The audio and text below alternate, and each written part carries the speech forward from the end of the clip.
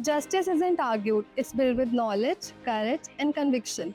Welcome to the Law Department, where tomorrow legal leaders rise to defend what's right.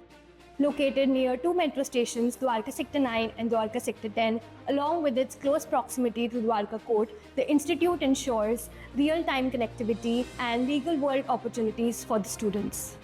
At Trinity, education goes beyond the theory and prepares a student for the realities of the legal profession.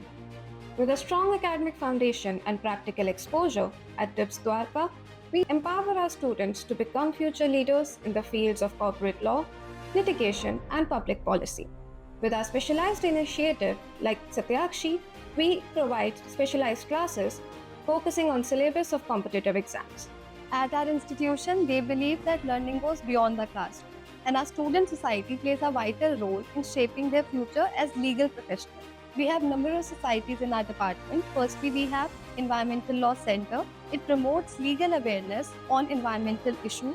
Then we have Legal Aid Society in collaboration with DLSA, that is Delhi Legal Services Authority. Then we have Moot Court Society. It develops litigation skills. Other than these three, we also have Legal Research Society and Niti Saras Debate Society.